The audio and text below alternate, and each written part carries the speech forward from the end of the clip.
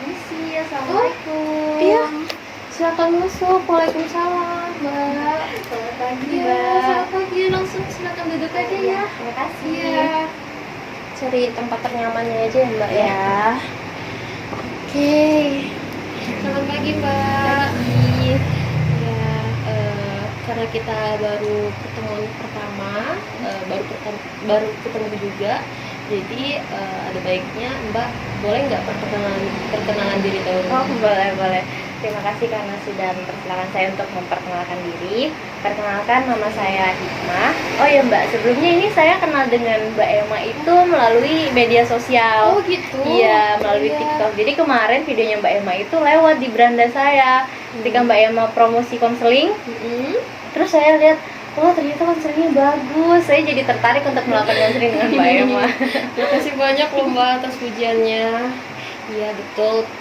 Nama saya Emma. Perkenalkan, nama saya Emma Adria. Jadi Mbak bisa panggil saya Ibu Emma atau Mbak Emma, terserah Mbak.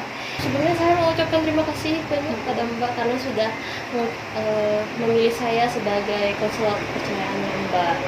Jadi saya sebagai konselor yang profesional nantinya saya terikat dengan asas kerahasiaan, di mana asas kerahasiaan ini yaitu saat kita melakukan konseling nanti, sesi konseling, masalah-masalah yang Mbak lontarkan nanti, yang Mbak ceritakan nanti, itu akan saya jaga kerahasiaannya.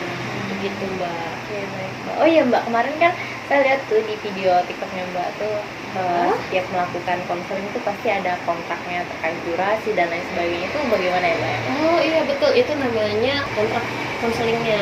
Jadi biasanya kontrak konseling yang saya terapkan itu seperti ini nih, pertemuan pertama kita yaitu 1 kali pertemuan, dimana 1 kali pertemuan itu mencakup durasi 45 menit.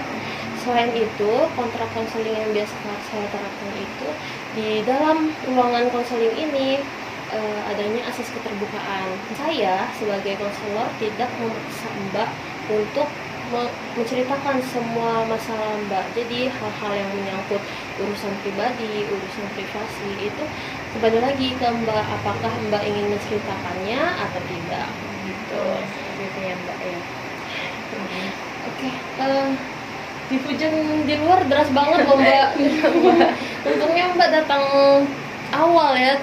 Jadi saya mau silakan Mbak diminum dulu. Iya, terima kasih. Milonya, Mbak. Milo hangat. Ya. Coba panas, cocok untuk cuaca hujan. Terima kasih Mbak. Iya. Saya minum ya Mbak ya. Iya, diminum, silakan diminum dulu. Iya, kebetulan tadi saya juga berangkat dari rumah kan lebih awal, jadi nggak kena hujan deras ya Mbak. Iya, memang lagi musim hujan ya Mbak. Saya minum ya Mbak. Iya. Oke, jadi kita masuk ke sesi konseling ya Mbak ya.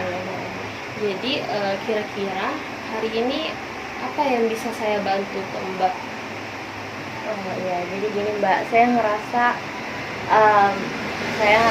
lelah dengan menghadapi situasi, terutama di tempat kerja. Saya sering ngerasa diri saya tuh ada yang salah, ada yang aneh, seperti itu Mbak. Karena apalagi ketika ada orang yang memuji saya ngerasa aneh aja. Iya. Kalau boleh tahu yang memuji itu siapa ya Mbak? Kemarin itu kan saya sempat rapat dengan atasan, kemudian atasan saya itu memuji saya di depan banyak orang karena presentasi saya bagus. Seharusnya ya senormal sewajarnya itu kan dipuji itu senang, Iya. ya.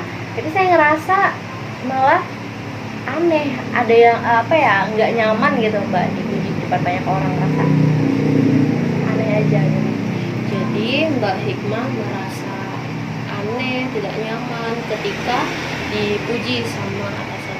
Dimana kan kalau orang normalnya ya, kalau dipuji itu pasti merasa senang dan bangga ya kan ya Mbak.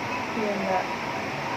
Jadi Mbak, kalau boleh saya tahu, kira-kira apakah Mbak bisa menggambarkan perasaan yang tidak nyaman itu seperti apa? Lalu selain itu, apa yang tubuh atau fisik Mbak rasakan pada saat itu? Oke, jadi pada saat itu saya ngerasa dada saya tuh sesak, terus perut saya tuh mules gitu. tangan saya dingin, nggak nyaman, seperti itu. Jadi begitu ya Mbak. Jadi tubuh Mbak itu bereaksi seolah-olah ada ancaman yang datang pada diri Mbak. Jika perasaan tidak nyaman itu bisa berbicara, kira-kira apa yang akan dikatakan oleh perasaan tersebut? Oh ya, jika perasaan saya bisa berbicara, Ya. mereka akan bilang, awas, jangan terlalu termakan dengan pujian itu. Pasti ada hal lain di baliknya, seperti itu.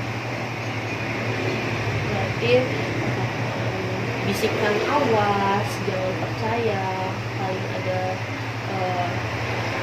ada maunya, maunya. ya. Oh ya betul, ada maunya.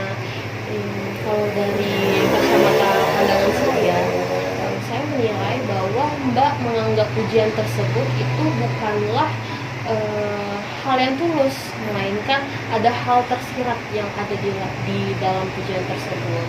Jadi kira-kira jika pujian itu diumpamakan sebagai benda apa yang Mbak pikirkan? Jika pujian itu saya analogikan sebagai benda, saya menggambarkannya seperti sebuah kotak hadiah, terlihat indah di luar, tapi di dalamnya itu ada bom waktu yang entah kapan bom itu akan meledak, seperti itu Mbak.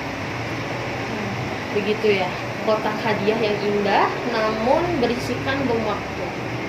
Jadi Mbak selama ini mendapatkan pujian, namun Mbak merasakan bahwa itu bukanlah hadiah, melainkan bom yang harus diwanti-wanti. Begitu ya Mbak? Iya, benar banget Mbak.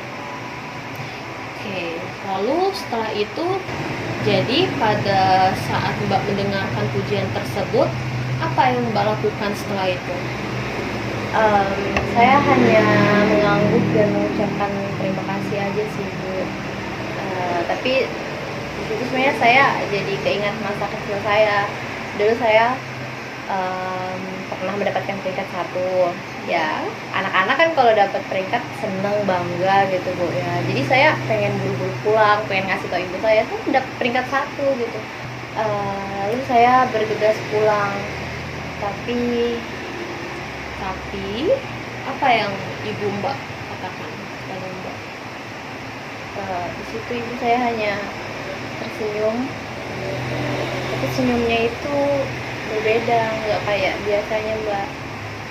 Setelah tersenyum ibu saya bilang, kamu pintar, kamu dapat peringkat 1.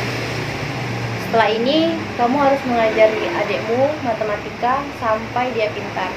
Kalau nilainya jelek, kamu yang akan ibu hukum. Baik, saya menangkap karena hadiah dari peringkat 1 tersebut yang Mbak capai pada masa kecil Mbak itu dianggap berbeda dengan ibu Mbak. Mbak merasakan hal ini menjadi bom waktu yang pada akhirnya nanti ada tanggung jawab dan ancaman yang akan mendatangi Mbak, seperti itu. Ya Mbak, persis sekali sama apa yang saya rasakan. Kita Mbak dipakai aja.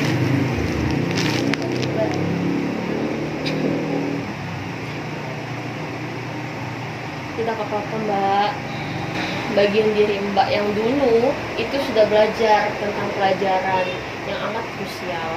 Prestasi itu bukan hanya untuk dirayakan, tetapi untuk ditakuti. Bagian diri ini menjadikan Mbak sebagai individu yang selalu ingin menyelamatkan diri Mbak terlebih dahulu dari bom waktu tersebut. Yang dimana ini bom waktu ini akan muncul di waktu-waktu berikutnya. Walaupun sebenarnya bom waktu tersebut itu yang bom waktu yang Mbak bayangkan itu sebenarnya tidak ada Mbak. Seperti itu.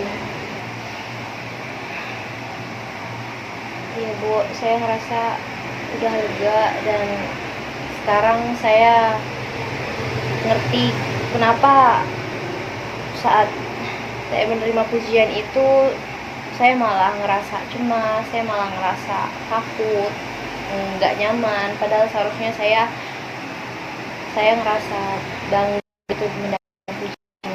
Saya